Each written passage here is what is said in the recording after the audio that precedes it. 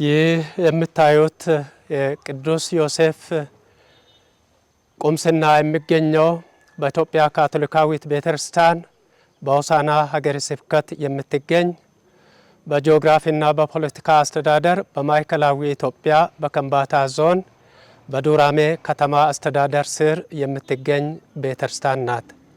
እቺ ቤተክርስቲያን መሰረቷ የተጀመረው በ1923 ዓመተ ምህረት አካባቢ ጠዛግ ደከታ በሚባል አካባቢ የመጀመሪያ ስብከተ ወንጌል ጀምሮ ከዛም በኋላ ከዋሰራ የካቶሊክ ካህናት እየመጡ ዋደያ በሚባል ቦታ የመጀመሪያ የካቶሊክ ትምህርትን ለሶስት ቀን አባ ገብርኤል የሚባሉ ካህን ካስተማሩ በኋላ ከቆይታቸው ወደ ዋሰራ ተመልሰው በመሄድ በየጊዜ እየመጡ እየተመላለሱ ትምህርተ ክርስቶስን በማስተማር በ1925 ዓመተ ምህረት በደከታ በሚባል ቦታ የመጀመሪያ ጸሎት ቤትን ከሰሩ በኋላ የመጀመሪያ ካቶሊኮችን 24 ወንዶችንና 2 ሴቶችን በአጠቃላይ 26 ምእመናን ተጠምቆ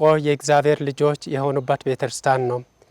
ከዛም ከደከታ በኋላ ዌራሞ በሚባል በዚህ በአንበርቾ ተራራ በሚገኝ የመጀመሪያ ጸሎት ቤት ተሰርቶ ከዛም ቀጥሎ እዚህ ግቢ ውስጥ የሚገኝ ዋንዛ እንጨት ባለበት የመጀመሪያ ከጭቃና ከእንጨት የተሰራ ጸሎት ቤት ከተሰራ በኋላ ከ1965 እስከ 1969 ዓመተ ምህረት ድረስ ባለው ጊዜ ይህ አዲሱ ቤተክርስቲያን ታንጾ በዚህ አገልግሎት መስጠት ጀምረዋል።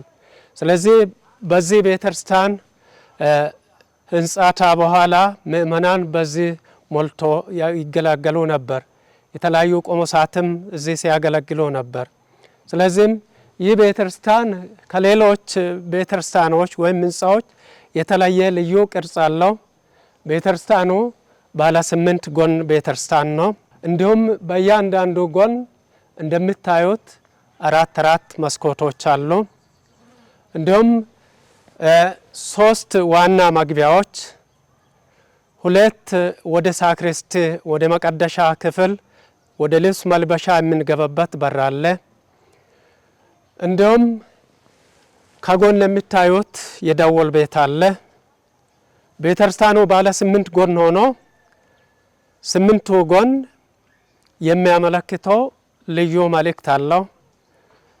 በፊት በዚህ አካባቢ የጣዖት አምልኮ ስለነበር ያን ለማስወገድ ይህ የትንሣኤ ቤተክርስቲያን ይሆን ዘንድ ባለ 8 ጎን ነው የተሰራው።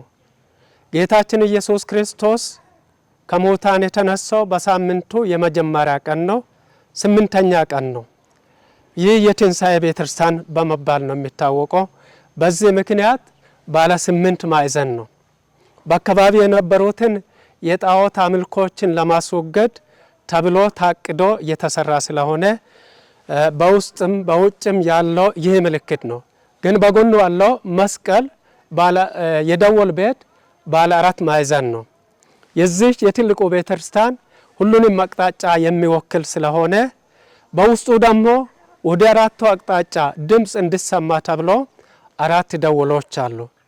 ሲደወል ወደ 4ቱም አቅጣጫ የደወል ድምጽ ይሰማል። ይህ ደግሞ በአካባቢ ላሉት ሁሉ የካቶሊክ እምነት በቀን የሚደወለው ማለትም በቀን 3 ጊዜ ነው የሚደወለው። ሲነጋ ጠዋት 12 ሰዓት ላይ፣ እኩለ ቀን 6 ሰዓት ላይ እና ወደ ማምሻ 12 ሰዓት ላይ ይደወላል። ይህ ሲደወል በሚደወልበት ጊዜ ካቶሊኮች በያሉበት ብስራተ ገብርኤልን ያን ጸሎት ይደግማሉ። በትንሣኤ ወቅት ደግሞ የሰማይ ንግሥት ሆይ ደስ የሚባለውን ጸሎት እየደገሙ ሰዓታቸውን ጠብቆ ይህንን ያደርጋሉ። ሌላ ደወል እሁድ ቅዳሴ እንዲጀመር ከጠዋቱ 1 ሰዓት እና በቀንም በየቀኑ በእሁድ 2 ቅዳሴ ነው ያለነው። የመጀመሪያ ቅዳሴ 2 ሰዓት፣ ሁለተኛ ቅዳሴ 5 ሰዓት ላይ ነው ያለው። የሁለተኛው ቅዳሴም እንዲጀምር እንደገና ሰው እንዲሰባሰብ ተረኛው እንዲመጣ በራስ ሰዓት ይደወላል። ስለዚህም በውጭ ያለው ይህን ይመስላል። ከዚህ በኩል የምታዩት ዳስ አለን። ቤተክርስቲያኑ ስለማይበቃ ብዙ ምእመናን በዳስ ላይ ይቀመጣሉ። በሁለቱም ቅዳሴ ሰው ስለሚሞላ መቀመጫውም ሁሉም ነገር አይበቃንም። ስለዚህ በቤት ውስጥ ያለውን በቤተክርስቲያን ውስጥ ያለውን አብረን ማየት እንችላለን።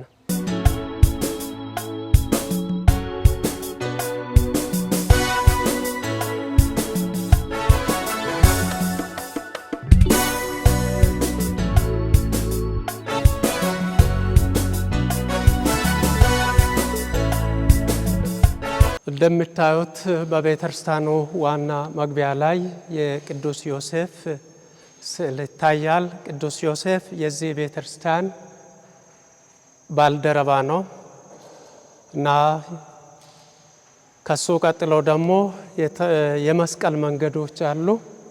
ከዚህ በር በዚህ በኩል አሉት 7 ማረፊያዎች አሉ። ከዋና መግቢያ ቀጥሎ ደግሞ ከ8 እስከ 14 ያሉ ማረፊያዎች አሉ። በእነዚህ በመስቀል መንገድ ምልክቶችና ስዕሎች ላይ በጾም ወራት አርብና ሮብና አርብ የመስቀል መንገድ ጸሎት ቤተክርስቲያን ክርስቲያን ሞልቶ ይጸልያሉ። እንዲሁም በሕማማት ሳምንት እስከ አርብ ከሰኞ እስከ አርብ ባለው ቀን ሁሉም የመስቀል መንገድ ጸሎት ከአዋቂ እስከ ሕፃን ያለው ሁሉም በህብረት ይደግማሉ። ከዚህም በመቀጠል እንደምናየው በግራና በቀኝ መቀመጫዎች አሉ። መቀመጫዎቹ ግን አነስ ያሉ ናቸው። ትንሽ ስለሆኑ ምናልባት ለብዙዎቹ ለመቀመጥም ምቹ ባይሆንም እንኳ ብዙ ህዝብን እንዲይዝ ታስቦ የተደረገ ነው። በአጠቃላይ በዚህ በመግቢያ አካባቢ አባቶች እናቶች በዚህ በግራ በኩል አባቶች በዚህ በቀኝ በኩል ይቀመጣሉ። ከዚህ ከመጨረሻ በኩል የሚቀመጡት አረጋውያን ናቸው፣ ሽማግሌዎች የሆኑት አባቶች እናቶች። በዛ በኩል ከፍ ብሎ በዚህ በኩልም ወጣት ሴቶች፣ በዚህ በኩልም ወጣት ወንዶች፣ በዚህ መሃል ደግሞ ጎልማሶች የሆኑት ይቀመጣሉ። ወደፊት ስናይ ከዚህ ከመሃል በር ቀጥሎ ባለው ደግሞ በዚህ በኩል ሴቶች ታዳጊ ልጆችና ህፃናት፣ በዚህ በኩልም ህፃናት ይቀመጣሉ። ከዛ ቀጥሎ ባለው ከዚህ በመሃል መንገድ ካለው በሁለቱም በኩል በግራና በቀኝ የሚቀመጡት ዘማሪያን አገልጋዮች ናቸው። በየቅዳሴው ማለትም እሁድ ሁለት ቅዳሴ ነው ያለነው። የመጀመሪያው ቅዳሴ ከጠዋቱ 2 ሰዓት እስከ 3 ተኩል ባለው ጊዜ ይከናወናል። ከዛ ከ3 ተኩል እስከ 4 ተኩል የቤተሰብ ተረኞች የሆኑት ለቀን ቅዳሴ እንዲመጡ ጠዋት ቅዳሴ ያስቀደሱትም ያገለገሉ ዘማሪያንም ወደ ቤታቸው ይመለሳሉ። የቀሩት ደግሞ መጥቶ የቀን ቅዳሴን በ5 ሰዓት ላይ ይካፈላሉ፣ ያስቀድሳሉ። ዘማሪያንም እንደ ጠዋትም በግራና በቀኝ አገልግሎት ይሰጣሉ። በቁምስና ደረጃ 6 የመዘሙራን ቡድን አለ፣ ክህራት አለ። እንዲሁም በመንደር ደረጃ የምናየው 26 መንደሮች አሉ።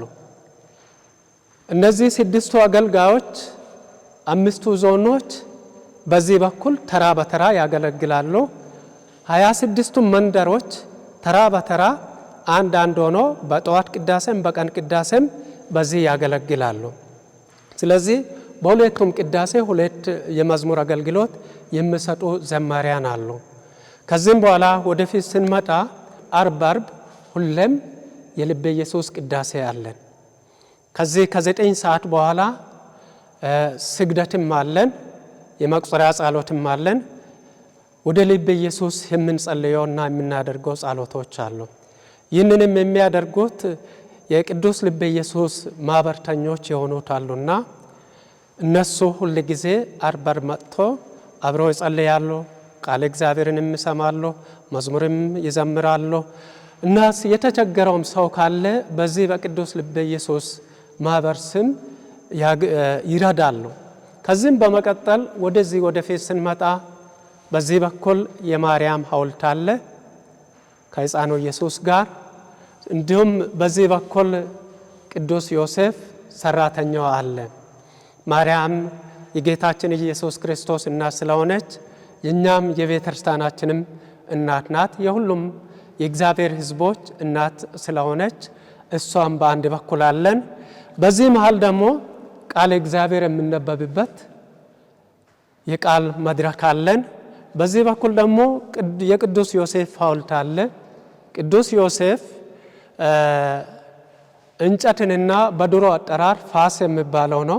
ይህ ደግሞ እንጨትን ለመቁረጥም መስማር ለመምታትም ለሁሉም የሚያገለግል መሳሪያ ነው።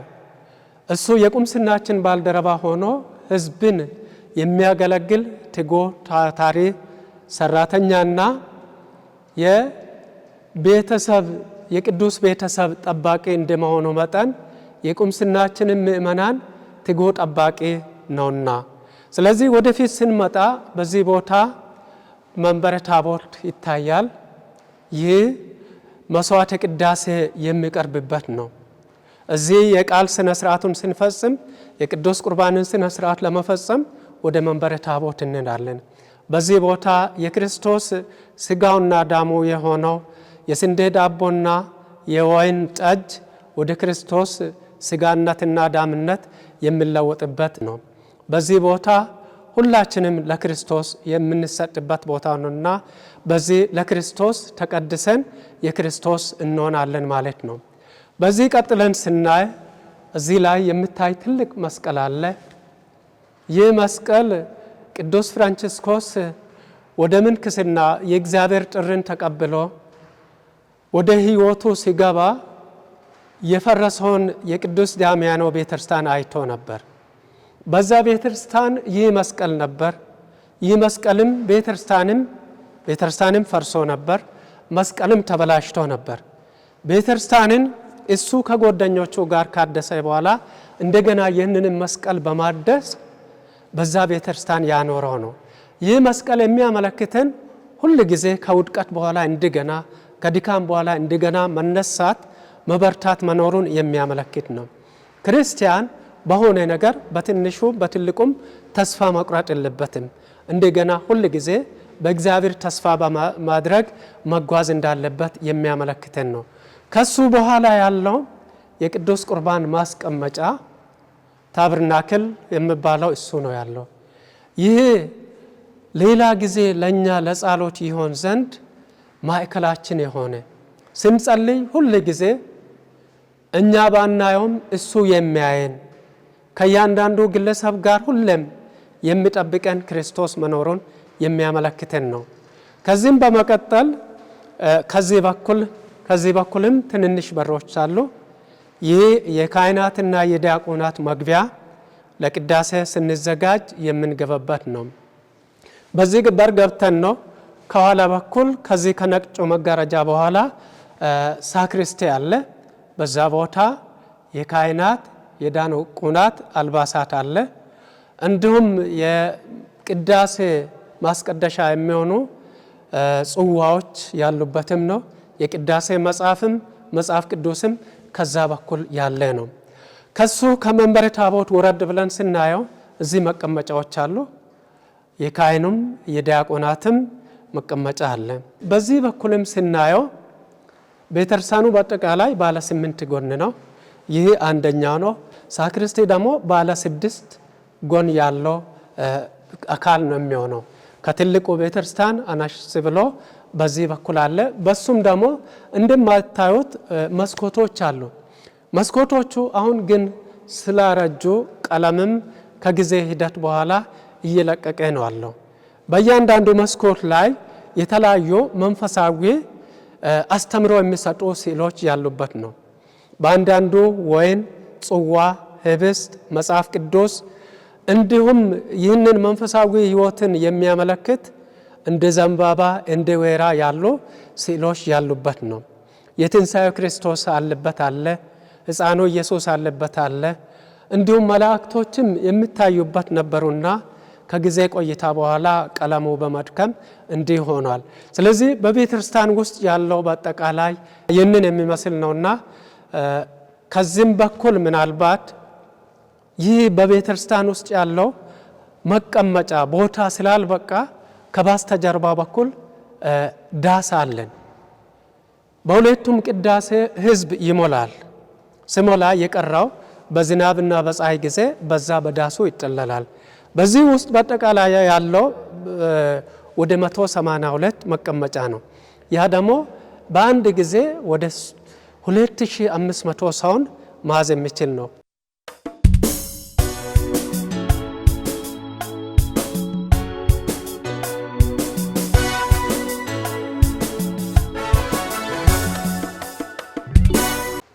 እንደምታየው ቤተክርስቲያኑ ባለ 8 ማዕዘን ሆኖ እንደ ዘመናዊ አሰራር ፖሎን የሚባለው ነገር የለውም።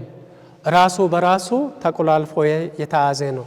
ስለዚህ በዚህም የሚመጡ እነዚህ ከጡብ የተሰራውን አፈር ጡቦች እንዳይናዱ አስረው የያዙ ናቸው። ምክንያቱም በዛ ዘመን የነበረው ቴክኖሎጂ በዚህ እንዲሰሩ ያደረገ ነው። ይህንንም ደግሞ ወደ ላይ ከፍ ብሎ ከዚህ ማዣ በላይ ሌላ አለ። ሌላ 4 አለ በላዩ ላይ። ያኛው የላይኛው አካባቢው ከፍል ቆላማ ስለሆነ በሙቀት ጊዜ አየር እንዲገባ ታስቦ የተደረገ ነው። እንዲሁም በቤት ጣሪያና በግንቡ መካከል ክፍተት አለ ወደ 20 ሴንቲሜትር የሚሆነው። ያ ደግሞ ሙቀት ጊዜ አየር እንዲያገኙ የሚያደርግ ነው። ከዚህም የተነሳ ቤቱ እርስ በራሱ ተያይዞ ነው ያለው። ከብዙ ጊዜ ቆይታ በኋላ ልክ እንደ መስኮቶችም ይህም እድሳት ፈልጎ ይህንን ለማደስ በቅድ ላይ ያለን። እሱ ብቻ አይደለም፣ መቀመጫዎችንም ወደ ዘመናዊ መቀመጫ ለመቀየር በትንሹ ጀምረን ወደ 30 የሚሆነውን መቀመጫ ትእዛዝ ሰጥተናል። ከዛም በኋላ ባለመደገፊያ ባለመንበርከኪያ ያለው እንዲሰራ አድርገናል። ስለዚህ መቀመጫው ብቻ አይደለም፣ መስኮቶችንም መንፈሳዊ መልእክት የሚሰጡ ስዕሎችን ለመሳል በተለይ ከአይርላንድ የሚመጡ ወዳጆችን ጠይቀን እንመጣለን ብሎ ባለፈው ዓመት በአንዳንድ ምክንያት ቀርቷል። በዚህ ክረምትም እንደሚመጡ ተስፋ እያደረገን አስፈላጊን ዝግጅት ሁሉ አድርገን እየተጠባበቀን ነው ያለ ነው እና ጡቡም ራሱ ትንሽ የመድከም ምልክት እያሳየ ስለሆነ ይህንን የሚያጠነክረውን ኬሚካል የሚቀቡትን ባለሙያዎችን እየጠየቀን በጣም የሰለጠኑ ባለሙያ ይህንን ጥገና እንዲያደርግ ያን ገንዘብንም በመሰብሰብና ባለሙያንም በመፈለግ ላይ እንገኛለን።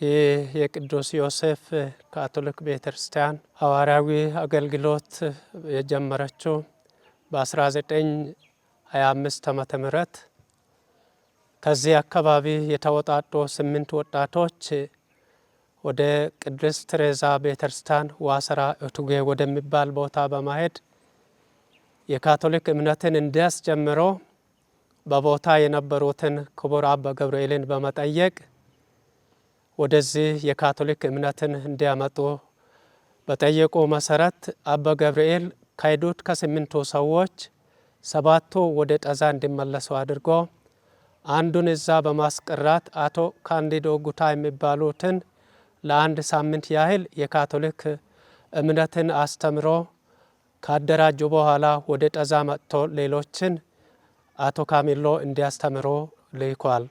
ከዛም በኋላ አቶ ካሚሎ አባ ገብርኤል በየጊዜ እየመጡ እንዲጠይቁ በጠየቁት መሰረት በዛ ዓመትም በአቶ ጉታ ቦቢሮ በራፍ ላይ ዋደያ በሚባል ቦታ የመጀመሪያ ስብከተ ወንጌልን አባ ገብርኤል ለ3 ቀን ካስተማሩ በኋላ ወደ ዋሰራ ይመለሳሉ።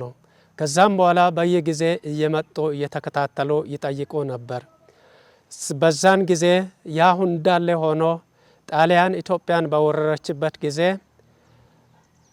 አባ ካሚሎ የሚባሉት ወደዚህ እንዲመጡ የጣሊያን መሪዎች ነበሩትን በመጠየቅ ኢንተር ሱዳን ሚስዮን የሚባለው የቃለ ሕይወት ቤተክርስቲያን ጠዛ በሚባል ቦታ እዛ እንዲቀመጡ ምክንያቱም በዛ የነበሩት አሜሪካውያን እንዲወጡ አድርጎ ጣሊያናዊ በዛ ቦታ እንዲኖርና ስብከተ ወንጌልንም እዛ እንዲጀምር አድርጓል። አባ ካሚሎ በዛ ቦታ የመጀመሪያ ጸሎት ቤትን ደከታ በሚባል ቦታ አሰርቶ በዛም ቦታ የመጀመሪያ ካቶሊኮች የሆኑትን 24 ወንዶችንና 2 ሴቶችን አጥምቆ ካቶሊኮች እንዲሆኑ አድርጓል። ከዛም ጣሊያን ተሸንፋ ከወጣች በኋላ የካቶሊክ እምነትን ይመሩ የነበሩት አባ ካሚሎ ወደ ወላይታ ስለሄዱ እዚህ አገልግሎት የሚሰጥ ካህን አልነበረም። ስለዚህም ከ1933 እስከ 1937 ዓመተ ምህረት ድረስ በተከታታይ ዓመት የካቶሊክን እምነት የሚያስተምር መስዋዕተ ቅዳሴ የሚያቀርብ ምስጢራትን የሚሰጡ ካህናት አልነበሩም። ግን ቢሆንም እዚህ የነበሩ ክርስቲያኖች ወደ ዋሰራ እየሄዱ በየጊዜ ይጠይቁ ነበር። በዛን ጊዜ ከኤርትራ የመጡ 4 ካህናት ወደ ዋሰራ ተልኮ ነበሩ። እነዚህ 4ቱ ካህናት ከእንድብር ዋሰራ ከዋሰራም አልፎ አልፎ ወደ ጠዛ እየመጡ ዌራሞ በሚባለው ቦታ የመጀመሪያ የሳር ቤት በመስራት እንደገና የካቶሊክ እምነት በካህን የምትመራውን ቤተክርስቲያን ጀምሮ ነበር። ከዛም ከዌራሞ በመቀጠል እዚህ አካባቢ ከዚህ በሲስቴሮች ግቢ ውስጥ በሚገኝ ቦታ የመጀመሪያውን የጸሎት ቤት በመስራት ምእመናንን መሰብሰብ ጀምሮ በዛ ጸሎት ቤት እያሉ በዙሪያ ያሉት ካቶሊክን የሚፈልጉ ሰዎች እየመጡ ያመልኩ ነበር። እንደ ማዞሪያ፣ ኦፎዳ፣ ዱራሜ፣ ፉንጦ የሚባሉ አሁን ቁምስናዎች የሆኑት መጀመሪያ በዛ ቦታ ምስጢረ ጥምቀትን የተቀበሉ እና ካቶሊክነትን የጀመሩ ነበሩ።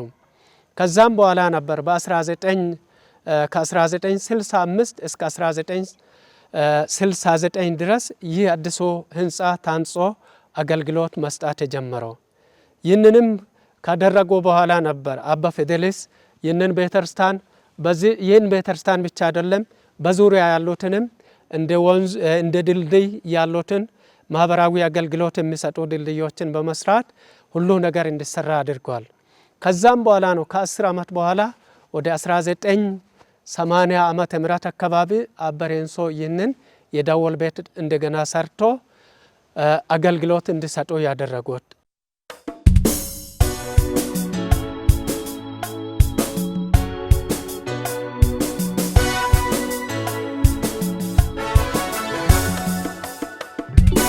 ይህ ቤተክርስቲያን ስብከተ ወንጌልን የሚሰሩት በአሁን ጊዜ ያሉት ወደ 18 አባት ካቴኪስቶች፣ ወደ 40 የሚሆኑ ረዳት ካቴኪስቶች እና 26 ቤተ ጸሎቶች አሉ።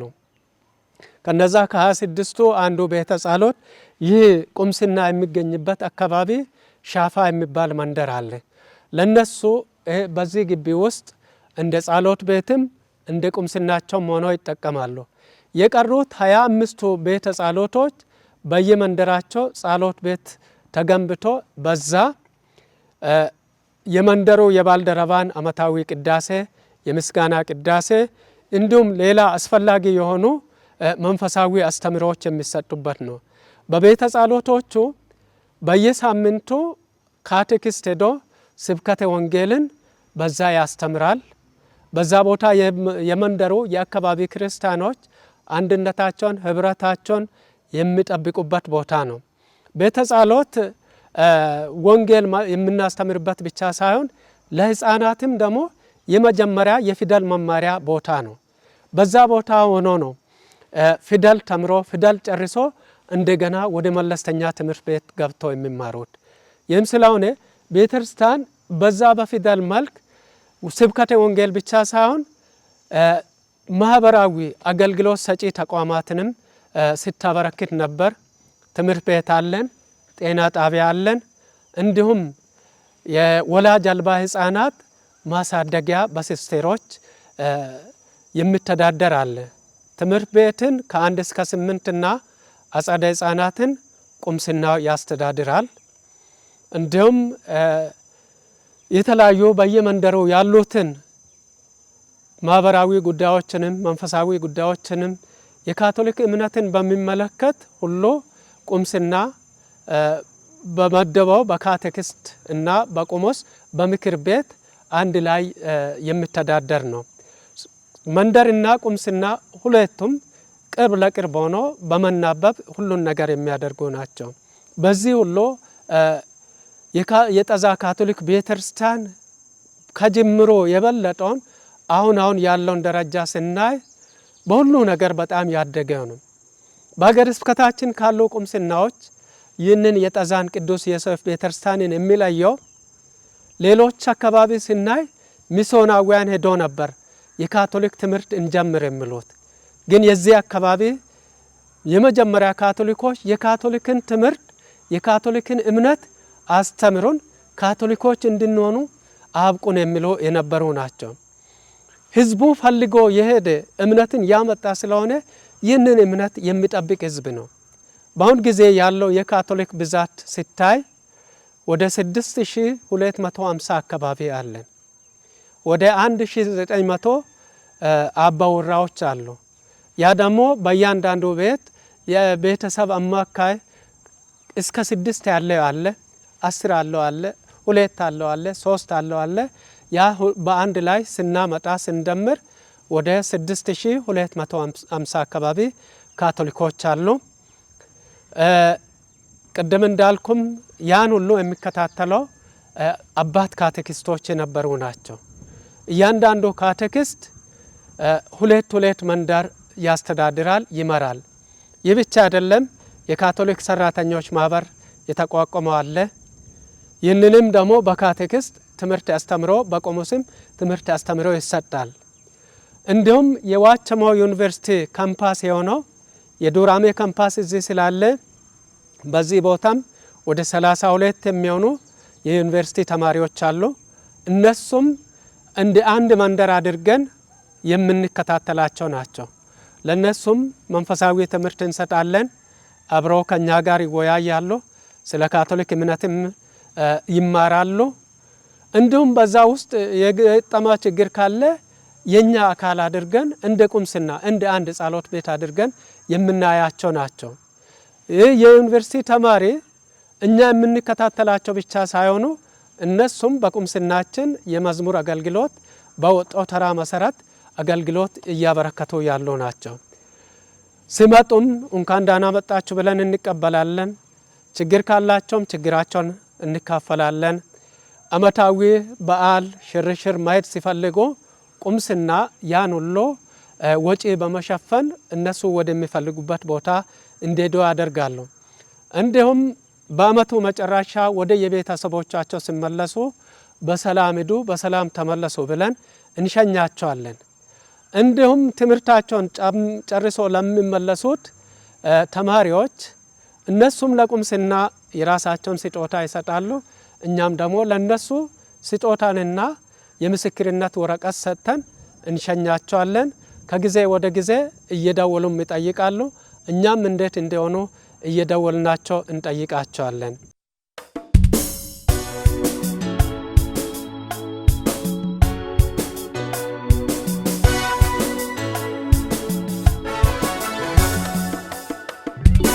የጠዛ ካቶሊኮች ከጊዜ ወደ ጊዜ እየጨመሩ ያሉበት ሁኔታ ነው ያለው። አሁንም ወደ 3 ሐዋርያዊ ዞን እንላለን እንደ ትንሽ ቁምስና አድርገን በሮ ከአንድ ሰዓት በላይና ከ2 ሰዓት በላይ የእግር ጉዞ አድርገው የሚመጡ አሉና እነሱም በዛ ቦታ እንዲቆዩና የካቶሊክ እምነትንም በዛ እንዲያጠነክሩ የማድረግ ስራ እየሰራን እያደረገን ነው ያለነው። በዚህም በአጋጣሚ ሀገረ ስብከት ሌላ ሁለተኛ ካህን እንዲሰጠን፣ ምክንያቱም ከአንድ ካህን አቅም በላይ ስለሆነ የካቶሊክ እምነት ባለበት እንዲጠነክርና የበለጠውን እንዲሰፋ እንዲያድግ ለማድረግ የካህናት ቁጥር በጣም አስፈላጊ ስለሆነ ሀገረ ስብከቱንም ጠይቀናል። ሀገረ ስብከቱም በጎ ምላሽ እንደሚሰጠን ተስፋ እያደረገን እየተጠባበቀን አለን። ስለዚህ በአጠቃላይ የጠዛ ቤተክርስቲያን ይህንን በሚመስል ሲሆን ከዚህ በኩል የምናየው ጤና ጣቢያ አለ። ጤና ጣቢያውን የሚያስተዳድሩት የድሆች አገልጋዮች ሲስቴሮች ናቸው። እነሱ የነሱ መኖሪያ ቤት አለ። ሲስቴሮች ብቻ አይደለም፣ ወደፊት ሲስቴሮች የሚሆኑትን አስፒራንቶች የምንላቸውን ከ9 እስከ 12 ትምህርታቸውን እየተማሩ ያሉት ልጆችንም በዚህ ቦታ ያሰለጥናሉ። ከዛም ደግሞ ወላጅ አልባ የሆኑ ህፃናትን በተለይም እናቶች በወሊድ ምክንያት የሞቱትን እንዲሁም አንዳንድ ጊዜ የተጣሉ ህፃናትን በፖሊስ በኩል የሚመጡትን ተቀብሎ እስከ 2 ዓመት ድረስ ራሳቸው ደረቅ ምግብ መብላት የሚችሉበት እድሜ እስከሚደርስ ድረስ በዚህ በማዕከላቸው አቆይቶ ያሳድጋሉ፣ ያንከባክባሉ። በኋላ የማቆያ ጊዜ ሲያበቃ ወደ ቤተሰቦቻቸውና ወይም በህጋዊነት ወደሚቀበሉ እንደ ጉዲፈቻ አድርጎ ለሚቀበሉት አካላት በፖሊስ በተረጋገጠው መረጃ ምክንያት ለሚፈልጉት በመንግስት በኩል እንዲሰጥ ያደርጋሉ። ስለዚህ ሲስቴሮች ይህ ብቻ አይደለም፣ በቁምስናችን ብዙ መንፈሳዊ ነገር ብዙ መንፈሳዊ አገልግሎት ይሰጣሉ። ወጣቶችን ያስተምራሉ፣ ታዳጊዎችን ያስተምራሉ። በቤተክርስቲያን ውስጥ የሚደረጉ ነገሮችን ሁሉ የሚያደርጉት የሚያስተካክሉት በዓል በየጊዜ ያለውን በዓል እንዲመስል አድርጎ ቤተክርስቲያን የዋበች እንድትሆን የሚያደርጉ እነዚህ ሲስቴሮች ናቸው። ስለዚህ ቆሞስም ሲስቴሮችም ምክር ቤትም ምእመንም ሁሉም በአንድ ላይ ሆነን ይህንን ነገር እናደርጋለን። በመጨረሻም እንደ ቁምስና ባለን አቅም ለምን አንድ ነገር አንጀምርም ብሎ በቁምስና ያሉት ምሁራን የካቶሊክ ልማት ማህበር ብለው ጀምሮ ይህንን የሚታዩትን መንገድና የቤተክርስቲያን ዙሪያ አጥር ግንብ እየሰሩ ራሳቸውም እያዋጡ ውጪ ያሉትንም የነሱ ጓደኞችንም እየጠየቁ ህዝቡንም እየለመኑ ቤተክርስቲያንንና ዙሪያን የማስዋብ ስራ እየሰሩ ይገኛሉ። ስለዚህ ዋናውን መንገድ ሰርተዋል። የቀሩ ስራዎች ወደፊት ይቀጥላሉ። ግቢውንም በጥሩ አበባዎች በጥሩ እንጨቶች እና ለጸሎት የሚመች ሆኖ እንዲገኝ ለማድረግ እየተጉ ይገኛሉ። ስለዚህ የ100ኛ ዓመትም እየቀረበ ስለሆነ ወደ 6 ዓመት ያህል ይቀራል። ለዛ ለ100ኛ ዓመት ዝግጅት እያደረገን እንገኛለን እና በዚህ በኩል ስብከተ ወንጌሉ አልቆመም፣ ወደፊት እየቀጠለ ነው። ወደ አንዳንድ አካባቢ በዚህ በኩል ወደ አላባ ጥግ ወደ የሚሆንበት አካባቢ እያሰፈን እንገኛለን።